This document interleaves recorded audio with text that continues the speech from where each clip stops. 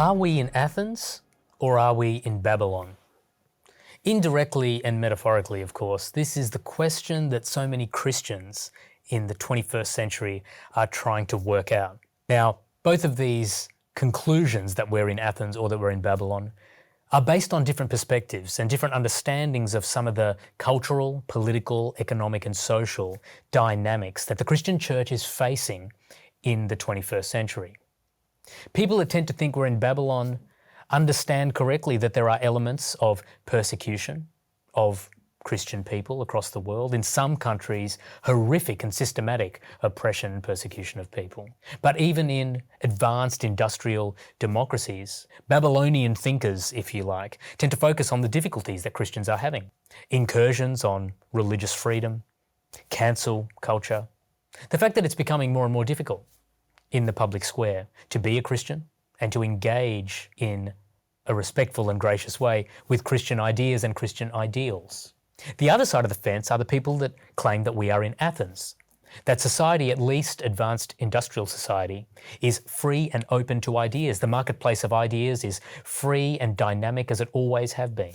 And that this idea that we are being persecuted is actually a bit of a paranoid reaction to what is just simply a robust public conversation. Now, if you look honestly at the situation and you look at the evidence and you look at Athens and Babylon, at least historically as we see it in the Bible, the reality is that there are clearly aspects of Babylon that Christians are dealing with today and aspects of Athens that we're dealing with today. But it would be wrong-headed and overly simplistic to simply say that we are in Athens or that we are in Babylon. The reality is that it's probably some combination of the two, and that varies, of course, from society to society, and it varies from city to city and community to community. But we are somewhere in between Athens and Babylon. People are open to a discussion. Most Christians, in some parts of the world at least, have the freedom to talk about their faith, to express their faith, and to practice their faith.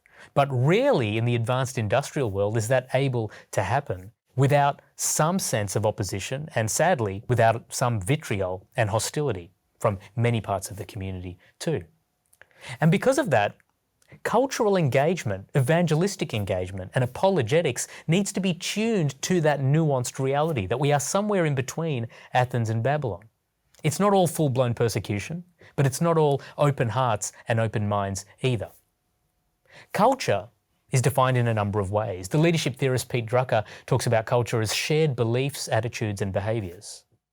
And because of that, culture is unpredictable. It's moving, it's dynamic, it's volatile. And because of that, our apologetics, if we're being true to Scripture, needs to be adaptive and responsive to the changing cultural landscape.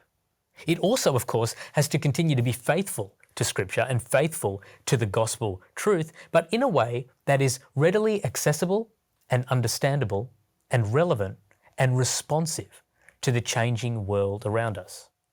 Blaise Pascal, the great Christian mathematician and philosopher, said that we have to show people that this gospel is beautiful and make them want it to be true first, and then we have to show them that it's true. And this is where cultural apologetics is so important. It's about showing the explanatory power and transformative beauty of the gospel, not just the fact that it's true. And in doing that, there are at least three important things that we need to be doing. Three important opportunities that the 21st century cultural moment in which we're living provides an opportunity for us to speak the gospel into the mainstream cultural narratives. We do this, in my view, by harnessing three things.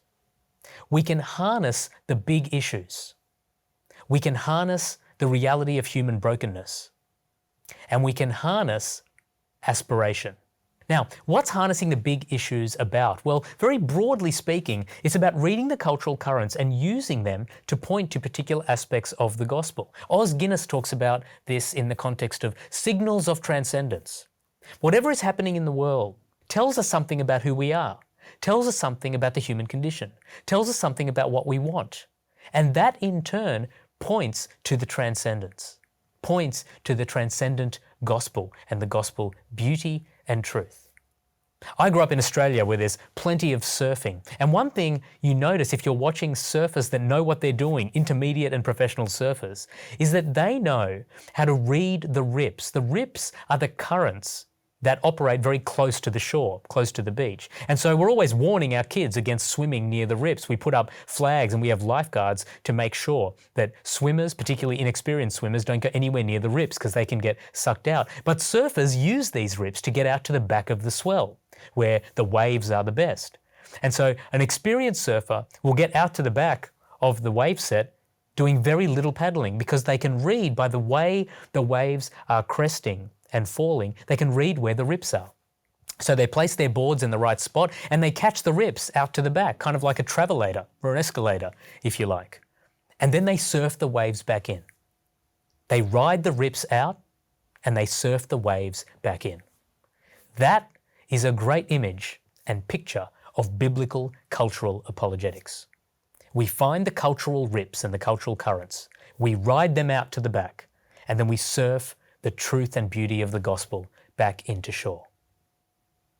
Now that's about harnessing the big issues. It's the first thing we need to do with good cultural apologetics in the 21st century. We need to learn how to take whatever the issues are that people are thinking about and pump the gospel beauty and truth through it. The Puritans used to talk about the gospel as a beautiful diamond. And because of the principles of reflection and refraction, depending on how you hold the diamond, the angle at which you hold it up against a light source, it will determine how the light beams bounce off. Well, good cultural apologetics in the context of harnessing the big issues is about holding that diamond of the gospel up to the newspapers, to the headlines, to what people are thinking about and talking about in their day-to-day lives in a given moment, and using it to point to aspects of gospel beauty and gospel truth. One example that we can point to today is the war in Ukraine. Now, some time ago, Thomas Friedman, who's a political economist, made the interesting observation that no two countries have ever been at war, provided that both countries had a McDonald's. No two countries with McDonald's have ever been at full-scale war with each other since both countries got their McDonald's. It's an intriguing and an interesting political and economic observation. And what he was really pointing to was the power of international trade and how the more we were buying and selling the same things and consuming the same things, the more secure our world would be. He was writing about globalization. He was doing so in the late 1990s. And his idea, along with many liberal economists, was that this was the key to securing world peace. Buying and selling from each other, global commerce, global trade, McDonald's just being a good symbol, an example of how globalization was perhaps most powerfully exemplified. Now, the interesting thing about Friedman's theory of peace, if you want to call it the McDonald's or the Big Mac theory of peace, is that it held true for many years. Up until, of course, the Russian army went into the Ukraine. When Vladimir Putin ordered his troops into the Ukraine, Friedman's theory of peace crumbled, because both the Ukraine and the Russian Federation had McDonald's at the time. And what does that show us? This particular big issue, this particular event in contemporary cultural and political life, it showed us that our idea that markets and commerce and trade were all we needed to secure world peace was incorrect. And it came crumbling down. And not only that, ever since the war began, we now see nations, the Western coalition, if you like, NATO and NATO-aligned countries, trying to use markets through sanctions to punish and restrict Russia in aid of the Ukrainian effort in the war. So there's two interesting takeouts we can take from analysing this big issue before we get to a cultural apologetics landing point. The first is that trade, commerce, markets are not enough. We need more than that to secure world peace. But secondly, when we do have trade and commerce and markets, which we do have and will continue to have long beyond this war, we try to use it for moral ends. We try to use it to do things that are good, to help manifest realities based on what we believe is right and wrong. Now, there's one big missing piece in this. As we look deeper into this big issue, the missing piece is for all of this to work and make sense, we need some overarching guiding moral principles. We need overarching guiding moral principles. We need moral petrol for our engine, if you like. If global economics and global geopolitics is our engine, we need moral petrol to pump through it. One of the grandfathers of modern free market economics, Adam Smith, knew about this. When he wrote The Wealth of Nations, he talked about the importance of a moral center. He even wrote another book alongside it that preceded it called A Theory of Moral Sentiments. He said, this whole idea of free markets, is going to be a great thing. But we need an understanding of what's right and wrong. We need guiding moral first principles. And as Christians, we are able to point to the Christian message as a source of those guiding moral first principles. The base of all the principles is the intrinsic dignity of all people, based on the fact that we're all made in God's image. That's a firm moral foundation, a firm moral basis, through which we can harness many of the big issues out there, pointing to the need for a grounding and a foundation for moral principles, for the intrinsic dignity and worth of all people. So that's just an example of how we can harness the big issues. What about harnessing human brokenness? Marilyn Robinson, in her Pulitzer Prize-winning book, Gilead, said that there are two realities that plague all of creation: my insufficiency to the world and the world's insufficiency to me. There is a ubiquitous and immutable brokenness in me and around me. And it's all through the data, it's all through history, but it's in our hearts as well. We don't have to look very far to see the reality of human brokenness. Now, what does that tell us? It tells us that we're incapable of restoration and redemption in our own strength. We can escape it and try and vacillate and oscillate around it and try and mitigate against it and try and hedge our bets. But deep down, there is deep intrinsic moral brokenness. And the data points show that, even with all of our educational, academic, and technological advancements over the last many centuries, we remain equally morally broken. Our moral metrics haven't really changed when we look at things like anxiety and social exclusion and loneliness and slavery and oppression and discrimination. These things don't seem to be moving. There is a stagnant moral reality of human brokenness. And so what are people looking for? In the same way that harnessing a big issue like the war points to the need for guiding first principles, harnessing the reality of human brokenness points to the need for a pathway to redemption. There is a ubiquitous human need for redemption and restoration from ourselves, from the reality, as Alexander Solzhenitsyn said, that the line that divides good and evil cuts through every human heart. How do we deal with that line? That line points directly to our need for redemption, regardless of what we believe, regardless of our worldview, our culture, our religion, or our irreligion. There is a deep and lasting need for redemption. And once again, we see that this points to the message of Jesus. The gospel of Jesus Christ fulfills that need. It offers to fulfill our need for restoration and redemption. And it offers to do it through a relationship with Him, through the cross of Jesus Christ.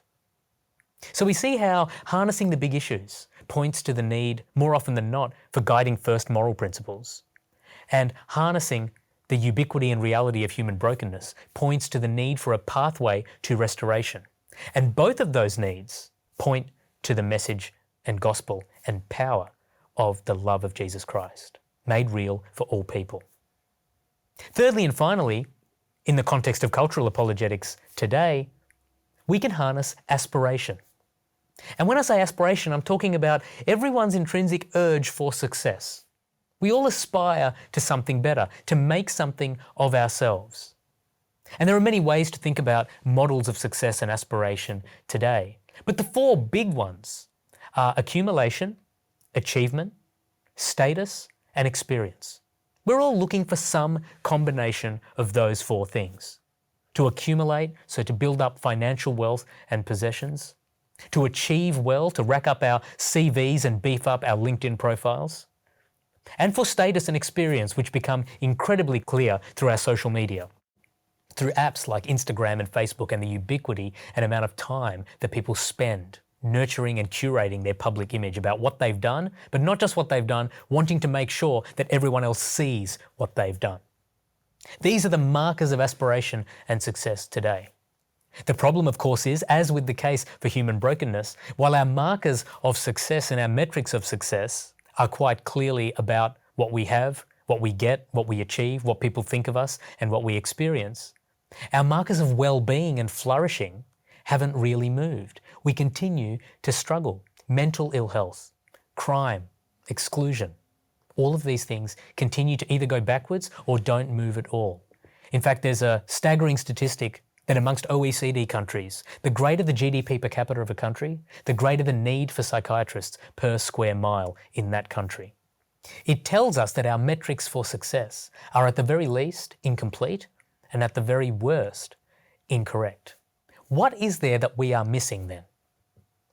In talking about human aspiration, the metrics are clear out there. We are all told to get out there, work hard, optimize for achievement, accumulation, status, and experience. But when we do that, as we have done so well and do arguably better than we've ever done before, being more academically, technologically, educationally, and financially advanced than we've ever been in human history, it doesn't seem to work. The famous actor Jim Carrey said that, "I wish everyone could be as successful as they want to be, could get right to the top and have everything they want, so they could realize then that there's nothing here, that it's not the answer." There's an Irish proverb that precedes Jim Carrey that says we spend our whole lives climbing the ladders of success, only to realize that when we get to the top, they've been leaning up against the wrong building the whole time. Thinker and writer Harriet Rubin wrote a very powerful article called Success and Excess, where she tracks human success stories. Success and successful, at least, on the metrics that society claims success to be. Achievement, accumulation, status, and experience. And she finds in her data and in her observations that so often people get to the top of their professions. They get rich, they get famous, they conquer the business world, the corporate world, wherever it is, and then they self-destruct.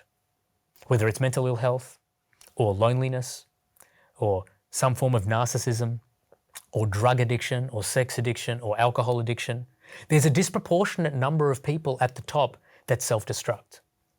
All of these things are just more pointers to the nature of human aspiration today. Pointers that point also to the need for something beyond. They all point to the need for a new definition of success. We need to redefine success somehow. We need to rethink and reframe aspiration. That in itself is a signal of transcendence. Because when we look at the gospel message and what the Bible says about success, we see a very different story. Something distinct from and unique from the ideas of achievement, accumulation, status, and experience. Mark Twain is said to have said, "The two most important days in a person's life are the day you were born and the day you find out why." The two most important days of your life are the day you were born and the day you find out why you were born. Twain there is doing something interesting that we don't see a whole lot of in the 21st century. He is linking aspiration and success not with what we do or have or feel or what other people think of us. He's linking it with purpose. He's saying that to be successful and understand success, we first need to understand the purpose for which we were made. Now, interestingly, of course, but unsurprisingly, Twain's not the first person to make that link. Thousands of years earlier, Jesus Christ was asked, what's the greatest commandment? Effectively being asked, what are we supposed to do? What's the meaning of life? What are we supposed to do?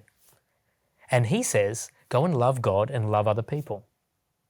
He frames the objects of human success and aspiration as relational. He says it's about relationship. And interestingly, even contemporary studies, longitudinal studies of human flourishing and well-being and happiness, do not correlate with wealth. They don't correlate with achievement. They don't correlate with celebrity or fame or influence. They correlate entirely with the strength and authenticity of our relationships. Those are objectively the most successful people.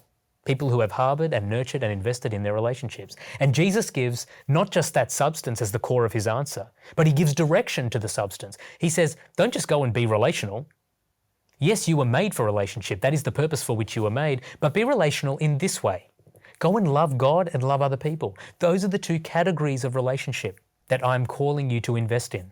Go and invest in your relationship with God and go and invest in your relationships with other people.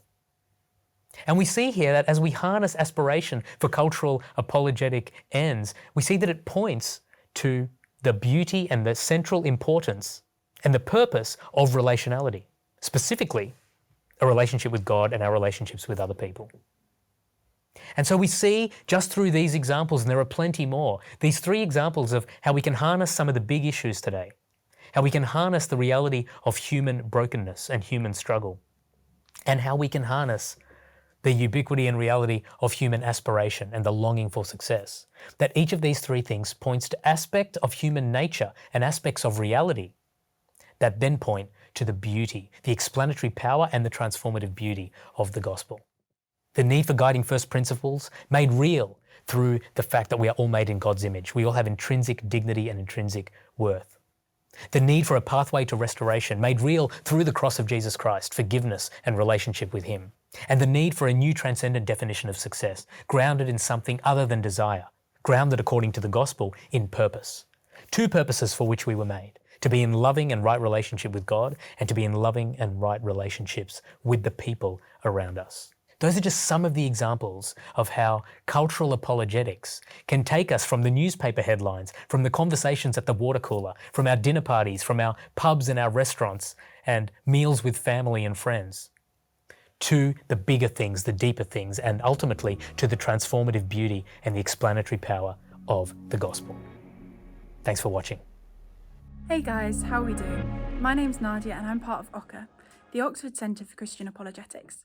And we just want to say thank you for watching our video. At OCA, we love to look into the big questions facing our time and our culture to see how the Christian faith gives answers that are both rational and rich in their understanding. If you enjoyed this video and you want to come along with us, then why not check out the rest of the content on this channel? Please consider subscribing and following as well, so that we can keep on making content like this. We really want to hear from you guys, so if you have ideas of questions that we can look into or content that we can make, then please drop a comment down below or get in touch with us directly. We want to say thank you as well to the speakers, to the donors, to the filmmakers, and also to you guys for making it happen. You know, it takes about 60 hours to create a film like this, and that's because we want it to be carefully researched.